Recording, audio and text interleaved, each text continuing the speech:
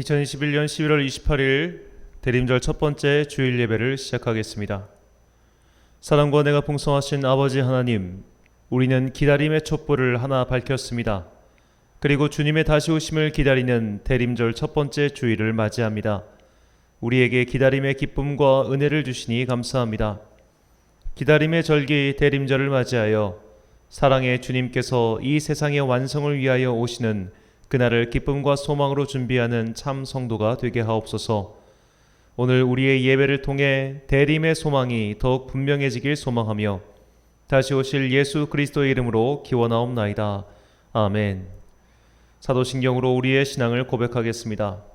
나는 전능하신 아버지 하나님 천지의 창조주를 믿습니다.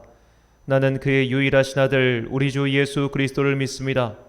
그는 성령으로 잉태되어 동정녀 마리아에게서 나시고 본디오 빌라도에게 고난을 받아 십자가에 못 박혀 죽으시고 장사된 지 사흘 만에 죽은 자 가운데서 다시 살아나셨으며 하늘에 오르시어 전능하신 아버지 하나님 우편에 앉아 계시다가 거기로부터 살아있는 자와 죽은 자를 심판하러 오십니다.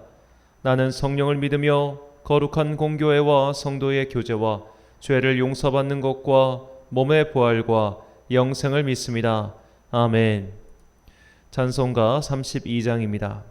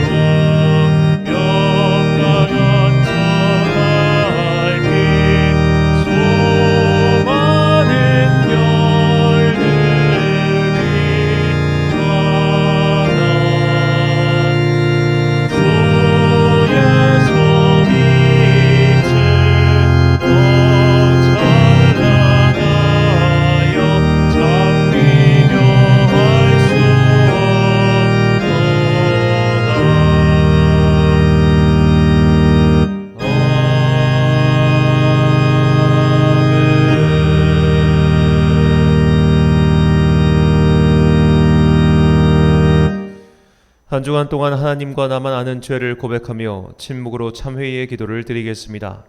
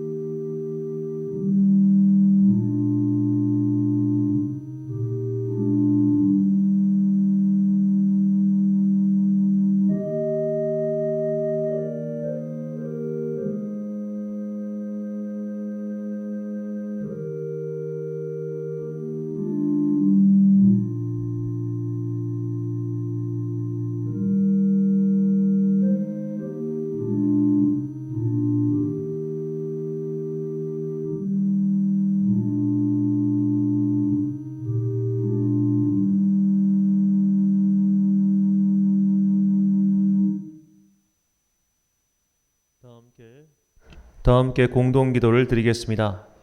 사랑과 은혜가 풍성하신 아버지 하나님, 어두운 이 땅에 주님께서 친히 오신 것을 감사드립니다.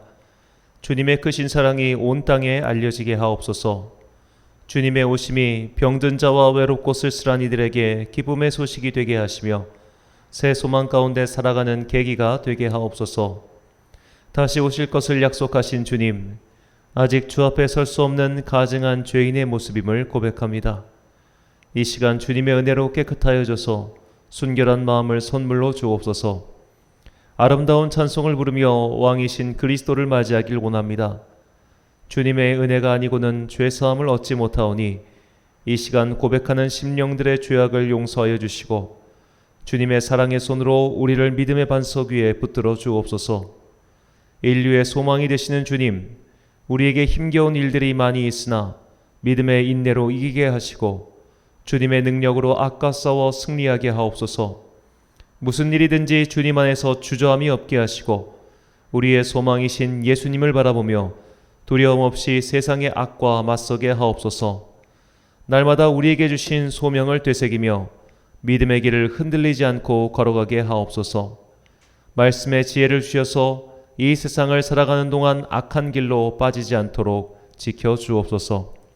주님의 은총과 자비를 구하며 주님께서 가르쳐주신 기도를 드리오니 하늘에 계신 우리 아버지, 아버지의 이름을 거룩하게 하시며 아버지의 나라가 오게 하시며 아버지의 뜻이 하늘에서와 같이 땅에서도 이루어지게 하소서.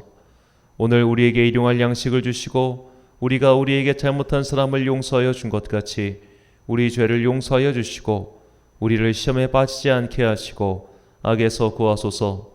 나라와 권능과 영광이 영원히 아버지의 것입니다. 아멘. 사죄의 선언입니다.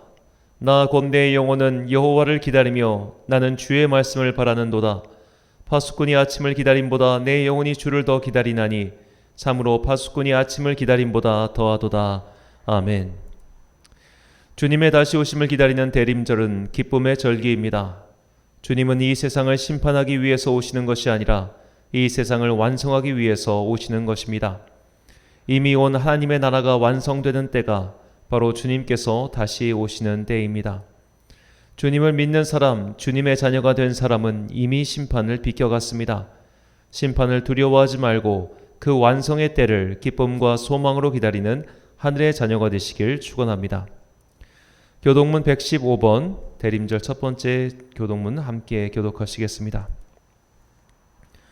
성문으로 나아가라 나아가라 백성이 올 길을 닦으라 큰 길을 수축하고 수축하라 도를 제하라 만민을 위하여 기치를 들라 여호와께서 땅끝까지 선포하시되 너희는 딸 시온에게 이르라 보라 내 구원이 이르렀느니라 보라 상급이 그에게 있고 보응이 그 앞에 있느니라 하셨느니라 사람들이 너를 일컬어 거룩한 백성이라 여호와께서 구속하신 자라 하겠고 또 너를 일컬어 찾는 바 된 자요 버림받지 아니한 성읍이라 하리라. 선지자 이사야의 책에 쓴 바 광야에서 외치는 자의 소리가 있어 이르되 너희는 주의 길을 준비하라 그의 오실 길을 곧게 하라.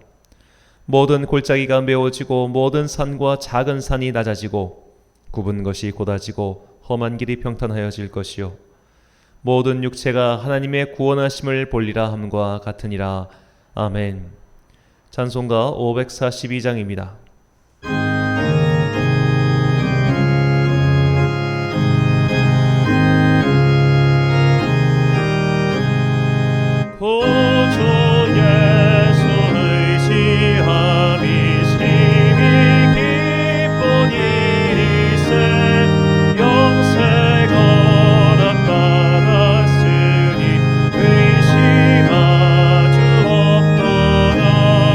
예수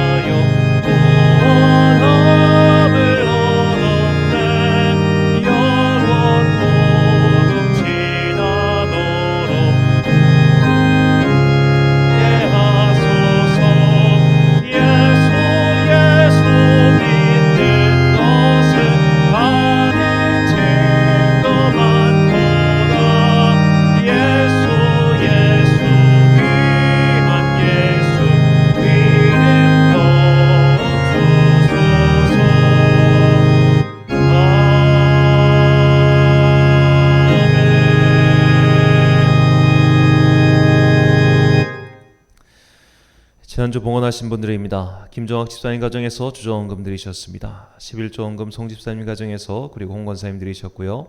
특별원금 김수진 청년 방문해서 드렸습니다.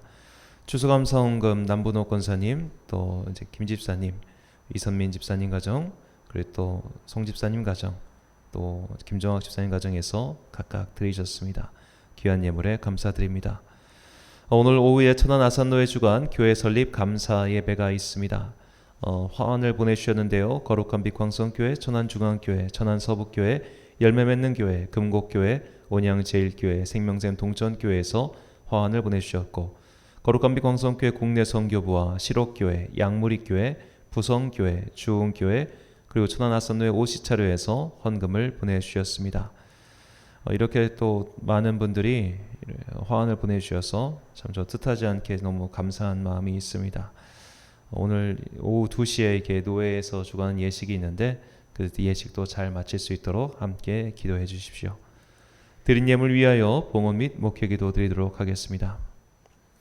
사랑과 내가 충만하신 아버지 하나님, 하루하루 주님의 은혜 덕분에 특별한 날일 수밖에 없으며 매 주일의 예배가 주님의 사랑으로 인해 특별한 날일 수밖에 없지만 오늘은 더욱 특별한 감사와 기쁨의 주일을 맞이하게 하시니 참으로 감사합니다.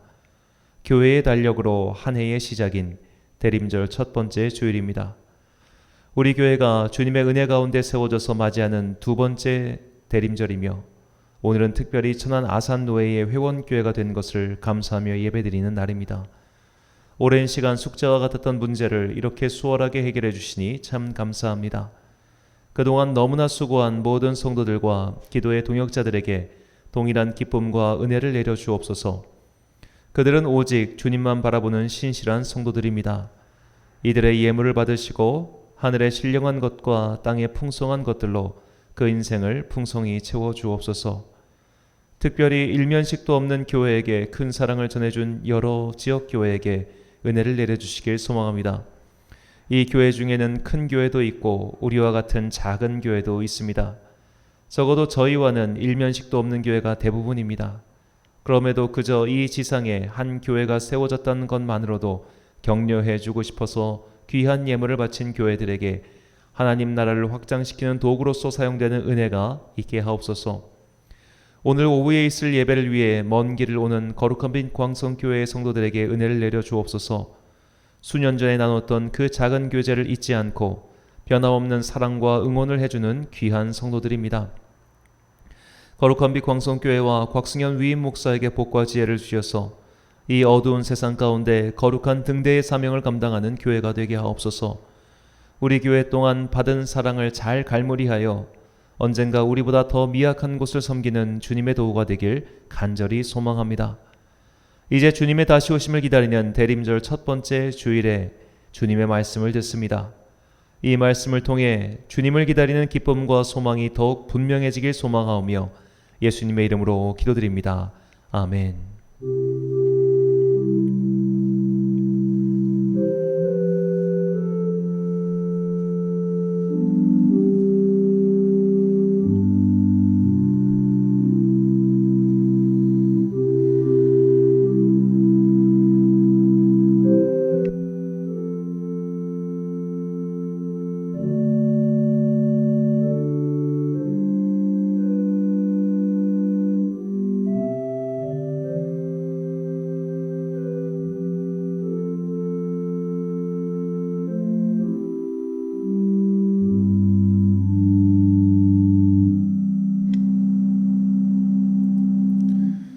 오늘 우리에게 주신 하나님의 말씀 출애굽기 34장 1절부터 10절까지 말씀입니다.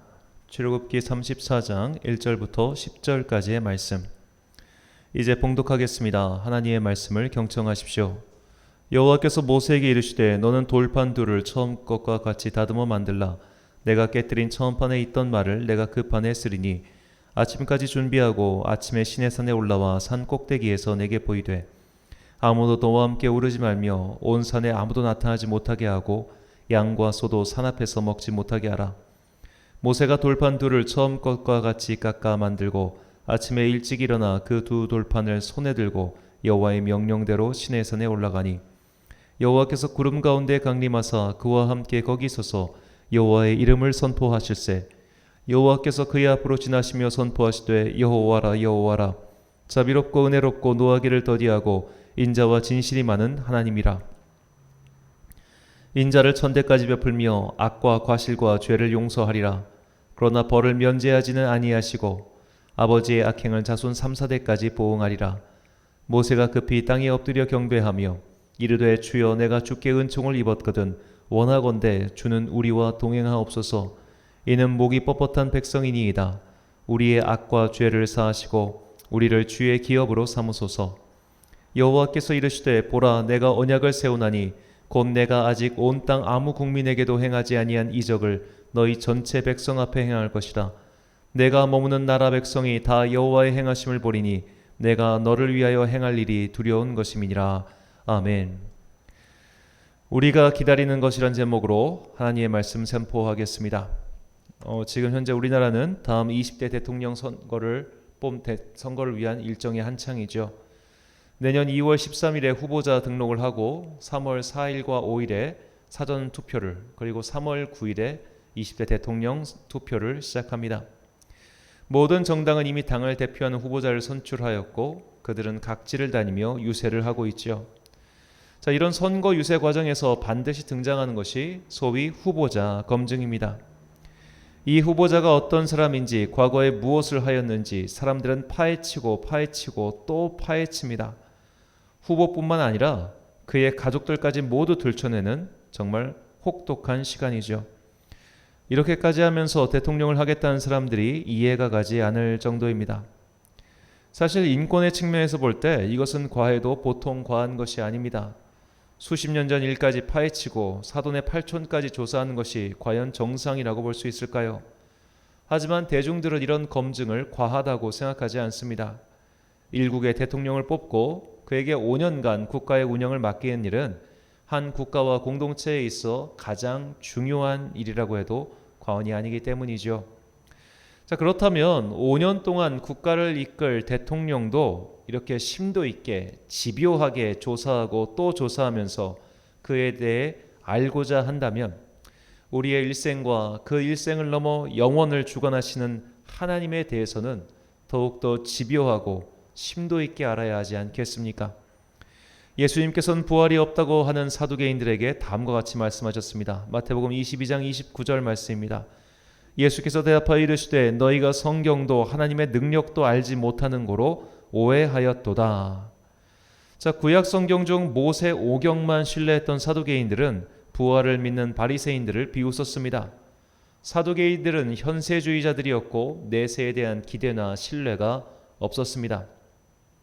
자, 그렇다면 그들이 말하는 성경, 그들이 믿는 성경에 내세는 없어 오늘을 살아 이렇게 적혀있기 때문에 그들이 그렇게 믿은 것일까요?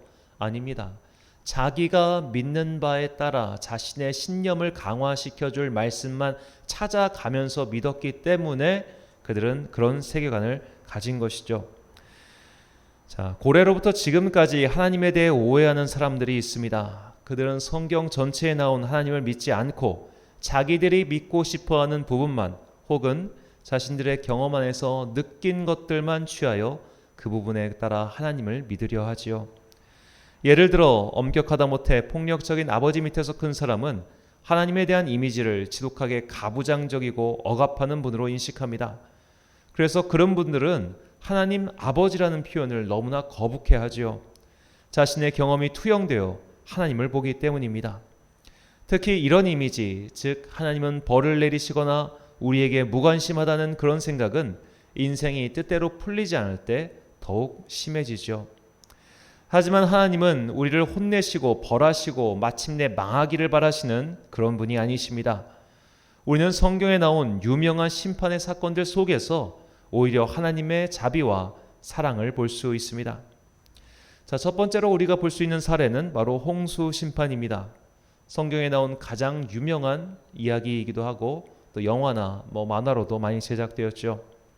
이 홍수 심판은 전 지구적인 심판의 사건으로 거의 모든 신화에 등장하는 이야기이기도 합니다. 전 인류를 휩쓴 홍수의 사건이 있었고 그 사건을 경험한 인류가 흩어지면서 다양한 신화가 생겨났다고 보는 것이 타당할 겁니다. 이런 큰 홍수는 이미 지질학적으로도 그 근거가 있다고 학자들은 말합니다. 이렇게 큰 홍수 심판으로 인해 지상에 사는 생물은 노아의 방주에 탑승한 것들을 제외하고 모두 멸절당했습니다.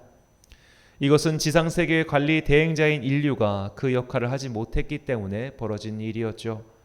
컴퓨터가 바이러스를 먹으면 보통 포맷을 하고 새로운 시스템을 시작합니다. 하나님께서 이 세상을 그렇게 한번 포맷하신 겁니다. 자, 문득 이런 것만 보면 하나님이 굉장히 잔혹하시다라는 생각을 할 수 있죠. 하지만 다른 신화 등에 나오는 신들의 모습을 잘 생각해 보십시오. 신화 속의 신들은 인류를 그저 장난감 대하듯 할 때가 너무나 많습니다. 대표적으로 많은 이들이 알고 있는 올림푸스 신화를 보십시오. 인간은 그저 신들의 놀이개에 불과합니다. 그러나 성경은 그런 하나님을 보여주지 않고 심판 후에 오히려 마음 아파하시는 하나님의 모습을 보여줍니다. 창세기 8장 21절과 9장 11절 말씀입니다. 여호와께서 그 향기를 맡으시고 그 중심에 이르시되 내가 다시는 사람으로 말미암아 땅을 저주하지 아니하리니 이는 사람의 마음이 계획하는 바가 어려서부터 악함이라 내가 전에 행한 것 같이 모든 생물을 다시 멸하지 아니하리니 내가 너희와 언약을 세우리니 다시는 모든 생물을 홍수로 멸하지 아니할 것이라 땅을 멸할 홍수가 다시 있지 아니하리라. 자, 하나님은 이 피조세계의 생명들의 죽음을 안타까워하셨습니다. 하나님은 이 땅에 정의를 바로 세우기 위해 심판을 내리셨지만 그럼에도 죄로 인해 어그러져서 결국 사멸할 수밖에 없는 그런 존재들에 대해 너무나 큰 긍휼의 마음을 갖고 계셨습니다. 그래서 홍수 살아남은 생명체들에게 내가 다시는 이 땅을 홍수로 심판하지 않겠다고 약속해 주신 것이죠. 자, 두 번째로 우리가 살펴볼 사례는 하나님께서 심판을 내리시지 않고 마지막까지 인내하시고 참으시다 결국 멸망시키신 소돔과 고모라의 이야기입니다. 자, 우리는 하나님께서 이 소돔과 고모라를 얼마나 오랫동안 참으셨는지 아브라함과의 대화에서 볼 수 있습니다. 자, 이 소돔과 고모라는 도저히 갱생의 여지가 없는 도시였습니다. 그래서 하나님께서 불과 유황으로 그 도시를 심판하셨죠. 그래서 유대교의 전승에 따르면 그 불과 유황의 심판으로 인해 그 땅이 지면 해수면보다 낮아졌고 그 해수면보다 낮아진 곳에 물이 흘러들어 오늘날 사해가 되었다고 합니다. 이 사해는 바다보다도 염분이 높아 그곳에는 사람이 이렇게 둥둥 떠서 신문을 읽을 수도 있다고 하네요. 소돔과 고모라는 악 그 자체였습니다. 폭력이 난무했고 약한 자를 괴롭혔습니다. 자신의 만족을 위해 남의 재산뿐만 아니라 생명까지 빼앗는 것을 아무렇지 않게 생각했습니다. 하나님께서 모든 인류에게 심어주신 양심, 선한 마음의 조각조차도 남아있지 않았습니다. 그래서 하나님께서 그 도시를 심판하기로 작정하셨습니다. 하나님께 이 계획을 들은 아브라함은 적극적으로 하나님을 만류하지요. 아브라함이 하나님을 만류하면서 내세운 주장은 그 땅에도 의인이 있을 것인데 의인과 악인을 함께 심판하시는 것은 옳지 못하다는 것이었습니다. 하지만 그 도시에는 의인이 10명도 없었고 결국 심판을 받았습니다. 창세기 18장 24절과 25절 32절 말씀입니다. 그 성중에 의인 50명이 있을지라도 주께서 그곳을 멸하시고 그 50의인을 위하여 용서하지 아니하시리이까 주께서 이같이 하사 의인을 악인과 함께 죽이심은 부당하오며 의인과 악인을 같이 하심도 부당하니이다. 세상을 심판하신 이가 정의를 행하실 것이 아니니이까. 아브라함이 또 이르되 주는 노하지 마옵소서 내가 이번만 더 아뢰리이다. 거기서 신명을 찾으시면 어찌하려 하시나이까. 이르시되 내가 신명으로 말미암아 멸하지 아니하리라. 아브라함은 무려 6번이나 의인의 숫자를 줄여가며 하나님과 타협을 시도하죠.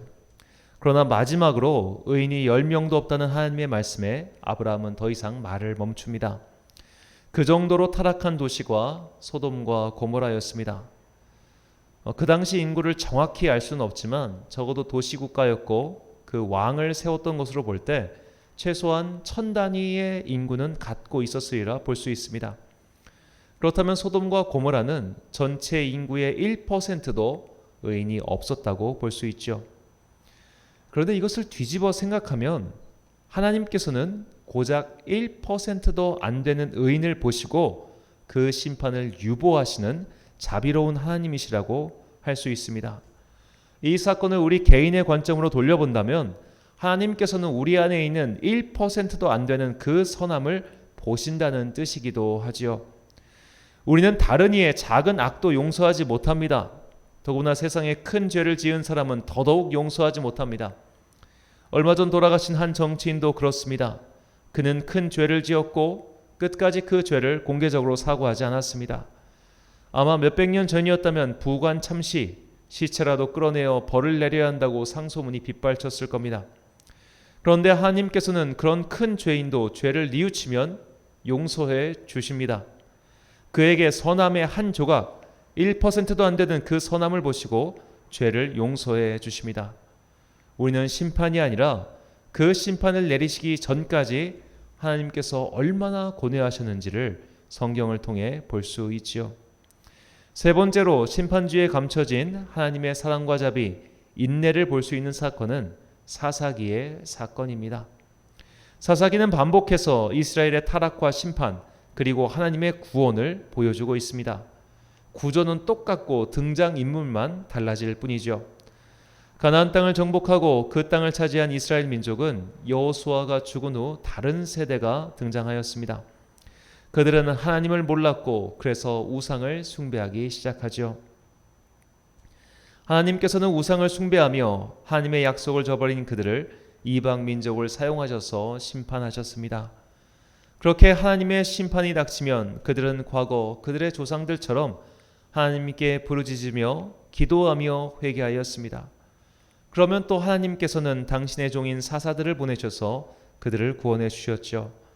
그러나 그 사사들이 죽고 나면 그들은 어김없이 하나님을 배신하고 다시 우상 숭배에 빠져들었습니다.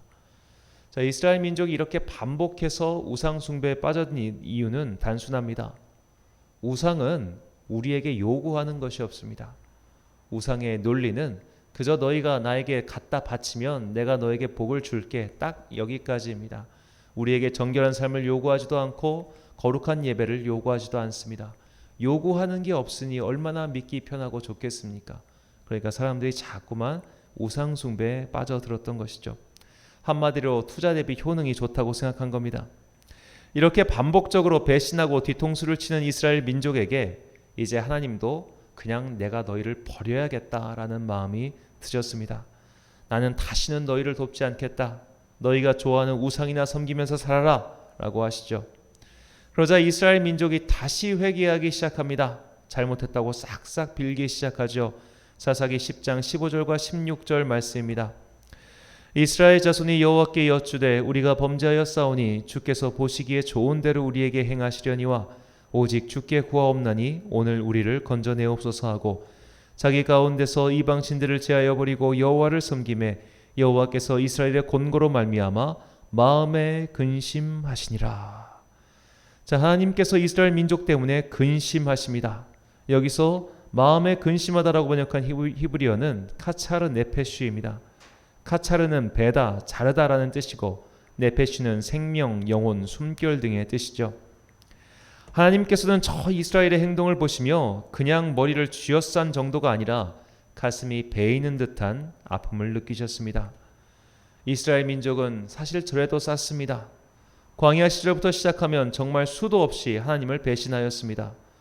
그런데도 하나님께서는 여전히 그들 때문에 영혼이 잘리는 듯한 고통을 느끼셨습니다. 왜 그랬을까요? 사랑하시기 때문입니다. 여전히 하나님을 배신하고 모욕하고 떠나버렸다가 염치도 없이 빌빌거리며 돌아오는 우리들을 하나님은 여전히 사랑하시고 우리 때문에 칼로 영혼이 베이듯 아파하시는 겁니다. 이것이 성경이 보여주는 하나님의 모습입니다. 오늘 본문에서 하나님은 하나님의 성품, 자신이 어떤 분이신지를 우리에게 이렇게 말씀하십니다. 본문 6절과 7절입니다. 여호와께서 그의 앞으로 지나시며 선포하시되 여호와라 여호와라 자비롭고 은혜롭고 노하기를 더디하고 인자와 진실이 많은 하나님이라. 인자를 천대까지 베풀며 악과 과실과 죄를 용서하리라. 그러나 벌을 면제하지는 아니하고 아버지의 악행을 자손 3,4대까지 보응하리라. 아멘. 우리는 첫째로 이 본문의 배경을 생각하며 읽어야 합니다. 출애굽한 이스라엘 민족이 첫 번째 목적지인 시내산에 도착하였습니다. 그곳에서 이스라엘은 시내산에 강림하신 여호와를 배웠습니다. 너무나 위엄이 크신 하나님의 임재를 보고 그들은 벌벌 떨며 모세 혼자 가서 하나님의 말씀을 받아오라고 부탁하지요. 모세는 시내산에 올라가 40일을 머물며 하나님의 말씀을 듣고 내려옵니다. 그러나 그 사이 이스라엘 민족은 모세가 생각보다 더디게 내려오자 금송아지를 만들어서 그 우상을 섬기기 시작합니다. 하나님의 면전에서 대놓고 하나님께 모욕을 준 셈입니다. 하나님께서는 크게 분노하시며 그들을 멸하고자 생각하셨으나 모세의 만류로 그 생각을 접으셨습니다. 하지만 하나님께서는 더 이상 그 민족과 동행하실 생각이 없으셨습니다. 그런데 그것도 모세의 만류로 또 생각을 돌리십니다. 그리고 다시 모세를 시내산으로 불러 두 번째 돌판에 말씀을 새겨주시죠. 이게 오늘 본문의 사건입니다. 창조주 하나님께서 사람의 말 때문에 그 생각을 돌리셨다는 것도 놀랍지만 그렇게 큰 배신을 겪으신 후에도 하나님께서는 위와 같이 말씀하신 것이죠. 자비롭고 은혜롭고 노하기를 더디하는 여호와라 라고 말입니다. 자, 그런데 어떤 이는 이 7절에 아버지의 악행을 보응하신다는 말에 꽂히기곤 합니다. 그러고는 내가 이렇게 된 것은 아버지의 탓이다, 할아버지의 탓이다, 내 부모나 조부가 못된 짓을 해서 내가 인생이 꼬인 거다라고 엉뚱한 생각을 하지요. 그 앞에 나온 자비를 천대까지 베푼다는 말은 들어오질 않습니다. 이 3, 4대와 천대는 비교가 불가능하죠. 이것은 그분의 자비가 영원하시다는 뜻입니다. 설령 내가 큰 죄를 지었다 하더라도 내가 하나님께 진심으로 회개하며 자비와 용서를 구하면 그 죄가 내 자식이나 후손에게 전가되지 않고 그 자리에서부터 자비와 은혜를 천대까지 베풀어 주십니다. 이것을 달리 말하면 결국 언제든지 회개하고 주님께 돌아오는 자에게는 언제나 변함없는 사랑을 베풀어 주신다는 말이죠.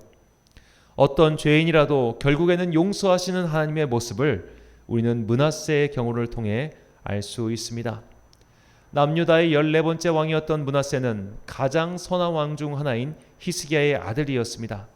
하지만 히스기야의 뱃속에서 나온 아들이라고 믿을 수 없을 만큼 그는 온갖 악행을 저질렀습니다. 오죽하면 성경은 그가 저지른 악행의 총량이 과거 이스라엘이 했던 모든 악행보다 더 크다고 말할 정도였습니다. 한마디로 말해 그는 구제불능이었습니다. 그는 하나님께서 가장 혐오하시는 인신공양, 즉 사람을 제물로 바치는 행위까지 하였습니다. 므낫세는 결국 자신의 악행에 대한 벌을 받습니다. 그는 바벨론의 전쟁포로로 끌려가고 말지요. 그런데 므낫세는 그곳에서 하나님께 회개하며 기도합니다. 그러자 하나님께서 그의 기도를 받으시고 그를 포로에서 풀려나게 해주셨습니다. 역대하 33장 12절과 13절 말씀입니다.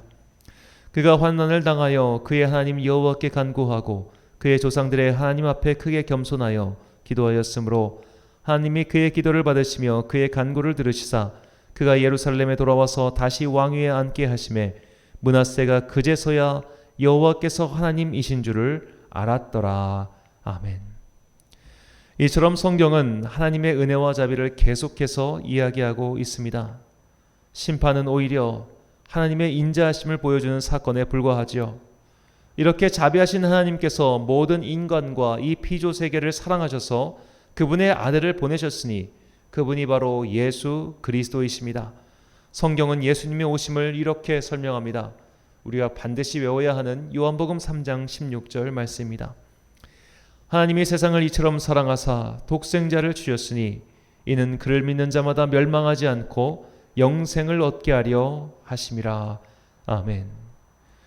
오늘은 교회력으로 첫 번째 주일이며 예수님의 재림을 기다리는 대림절 첫 번째 주일입니다. 우리가 예수님을 기다리는 자들이라면 하나님은 누구시며 그분의 아들이신 예수님은 누구시며 그분은 왜 이 땅에 오셨으며 왜 또 다시 오실까라는 이것을 궁금해하고 또 생각해 봐야 합니다. 이것은 믿음의 처음과 끝이라고 말해도 부족함이 없을 정도입니다. 내가 믿는 존재가 어떤 존재인지도 모른다면 그것은 믿음이라고 할 수 없지요. 내가 내 부모를 믿고 사랑한다며 부모의 이름도 모른다면 그것을 어찌 사랑한다고 말할 수 있겠습니까? 하나님은 우리를 사랑하시고 그래서 그분의 아들을 보내시어 우리를 구원케 하셨습니다. 시내산에 강림하신 하나님을 보자 자신이 죄인이라는 것을 알고 뻘뻘 떨며 그분께 가까이 가지 못했던 이스라엘 백성처럼 하나님을 두려워하며 사는 것을 원치 아니하시고 우리를 죄인에서 의인으로 변화시켜 주시고 심지어 하나님의 자녀로 삼아 주셨습니다. 예수님은 하나님의 이 사랑이 담긴 복음, 그 좋은 소식을 전하기 위해 오셨으며 하나님과 우리를 화해시키는 화목 제물이 되신 분이십니다. 그리고 죽음 후 부활하신 예수님께서는 하늘로 올라가신 그대로 다시 이 땅에 오실 것입니다. 그때는 하나님이 약속하신 날이며 이 피조세계가 창조의 선한 상태로 되돌아가는 날이죠. 이것이 마침내 오게 될 하나님 나라의 완성입니다. 하나님의 성품을 모르는 이들은 자꾸만 하나님 나라가 오기 전 있을 환난과 심판에 주목하죠. 그리고 큰 환난이 있을 것이니 빨리 죄를 회개하고 하나님 앞에 바로 서라고 촉구합니다. 물론 이것은 타당한 말입니다. 하지만 공포를 조장해서는 안 되지요. 우리가 죄를 회개하는 것은 심판이 두렵기 때문이 아닙니다. 우리가 죄를 회개해야 하는 것은 그분의 큰 사랑의 은혜를 먼저 입었기 때문입니다. 그 사랑 때문에 우리가 변해야 하는 것이지 그분의 획초리와 막대기가 두려워서 변해야 하는 것이 아닙니다. 예수님의 재림은 이 세상에 벌을 내리시기 위함이 아니라 이 세상을 회복시키시고 완성하기 위해서 오시는 것입니다. 그래서 그분이 계시는 곳이 하늘나라이며 천국이죠. 우리는 내가 평안하고 행복한 곳을 상상 속에 그려놓고 그곳에 들어가기 위해 예수를 믿겠다고 생각해서는 안 됩니다. 예수님이 계신 곳이 천국입니다. 우리가 하나님의 자비로 새로운 존재가 되었고 그분의 사랑과 자비가 진정 우리를 회복시키기 때문에 우리는 그분이 계신 곳인 천국을 바라보는 것이죠. 만약 우리가 주님이 계신 곳 그 천국에 실제로 가보니 그곳이 지옥과 같은 모습이라고 할지라도 우리는 그리로 갈 것입니다. 마치 영화의 대사처럼 당신이 있는 곳이라면 어디든 함께 가겠어요 라고 말하는 것이 이 주님의 한없는 사랑에 대한 응답이며 우리의 믿음입니다. 여러 차례 말씀드렸지만 우리는 아시시의 성자 프란체스코의 기도를 항상 기억하고 우리 또한 이 기도를 드릴 수 있어야 합니다. 주여, 제가 천국에 들여보내달라고 기도한다면 당신의 반월도를 든 천사들을 보내셔서 천국의 문들을 제 앞에서 모두 닫아버리십시오. 제가 만일 지옥이 무서워서 당신을 사랑한다면 그 영원한 천길 불길 속에 저를 던져버리십시오. 그러나 주여, 제가 당신을 사랑하는 것이 오직 당신 때문이라고 한다면 당신의 팔을 벌려 저를 맞아 주십시오. 천국이 좋아서 천국에 가고 싶은 것도 아니며 지옥이 두려워서 천국에 가고 싶은 것도 아니어야 합니다. 그저 주님이 그곳에 계시기에 그곳을 사모하는 것이죠. 그분이 계신 곳은 어디든지 하늘나라야, 그분의 자비와 사랑을 만날 수 있는 곳이 천국이야 라는 믿음과 깨달음이 있을 때 우리는 성경이 말하는 하나님의 참 성품을 신뢰하며 거짓과 속임수에 빠지지 않게 됩니다. 예수님의 12제자 중 예수님께서 유독 사랑하셨던 제자인 요한은 예수님께서 하늘로 올라가신 후 예수님의 어머니인 마리아를 모시며 살았습니다. 그리고 요한은 아마도 90세가 넘은 나이에 밤모섬에 유배되어 그곳에서 말년을 보내며 마지막 날에 대한 계시를 받아 그것을 기록하고 교회에게 전달하지요. 그 말씀이 요한계시록입니다. 요한계시록은 보면 마지막 날에 임하실 하나님의 심판을 마치 영화처럼 생생하게 묘사하고 있죠. 그 장면을 우리가 정말로 그림이나 혹은 영화로 만든다면 온 지구가 마치 파멸되는 듯한 엄청난 무서운 그런 영상이 될 것입니다. 그렇다면 이런 무서운 심판의 환상을 본 요한은 사람들에게 이렇게 외쳐야 하지 않을까요? 하나님은 무서우신 분이시다. 그분은 이 세상을 불과 유황으로 심판하실 것입니다. 바다가 피로 물들고 대지가 피에 잠길 것이다. 이 무서운 하나님께 빨리 복종하고 회개하라 라고 말이죠. 그러나 요한은 그런 말을 하지 않습니다. 요한일서 4장 16절부터 19절까지 말씀입니다. 하나님이 우리를 사랑하시는 사랑을 우리가 알고 믿었노니 하나님은 사랑이시라. 사랑 안에 거하는 자는 하나님 안에 거하고 하나님도 그의 안에 거하시느니라. 이로써 사랑이 우리에게 온전히 이루어진 것은 우리로 심판날에 담대함을 가지게 하려 함이니 주께서 그러하심과 같이 우리도 이 세상에서 그러하니라. 사랑 안에 두려움이 없고 온전한 사랑이 두려움을 내쫓나니 두려움에는 형벌이 있음이라. 두려워하는 자는 사랑 안에서 온전히 이루지 못하였느니라. 우리가 사랑하면 그가 먼저 우리를 사랑하셨음이라. 아멘. 하나님은 사랑이십니다. 그리고 우리는 그 하나님의 사랑이 완성되는 날을 기다리고 있습니다.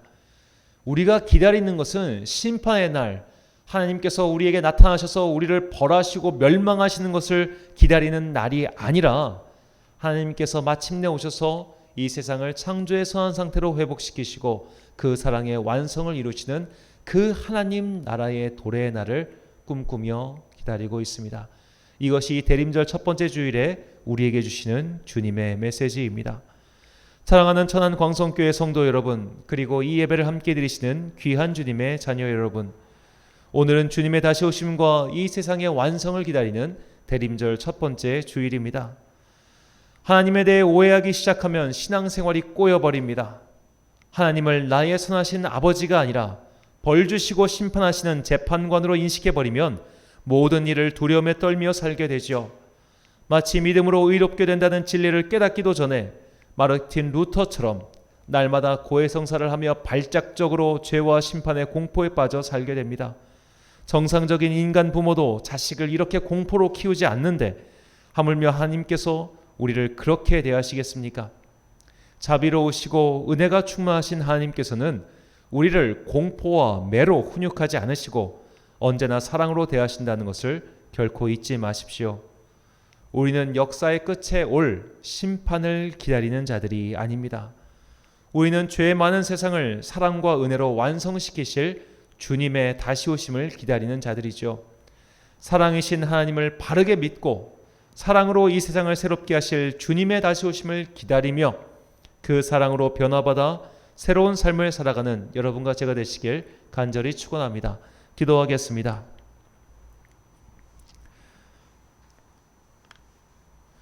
사랑과 은혜가 풍성하신 아버지 하나님, 주님의 다시 오심을 기다리는 대림절 첫 번째 주일을 우리에게 허락해 주시니 참으로 감사합니다. 우리는 하나님을 제대로 몰랐습니다. 이미 성경을 통해서 충분히 주님의 사랑과 자비를 드러내 주셨음에도 불구하고 우리는 너무나 강렬한 심판하시는 하나님의 이미지만 구축한 채 두려움에 벌벌 떨며 살았습니다. 이렇게 잘못된 하나님의 이미지는 우리를 되려 하나님과 멀어지게 만들었습니다. 경외함이 아닌 경원이 되어 슬금슬금 주님의 눈치만 보는 자녀가 되고 말았습니다. 우리의 미약함을 고백합니다. 주님의 사랑을 깨닫게 하시는 성령님을 우리에게 보내주시어 그 사랑과 은혜의 선물을 받고 구원의 기쁨을 이 세상에서 먼저 누리는 주님의 참된 자녀가 되게 하옵소서. 주님의 다시 오심을 기다리는 이 대림절기에 심판에 대한 두려움이 아닌 만남에 대한 기쁨과 소망을 보내주시는 주님의 바른 자녀가 되길 소망하오며 이 세상에 하나님의 사랑을 전하기 위해 오신 예수 그리스도의 이름으로 기도드립니다. 아멘. 찬송가 253장입니다.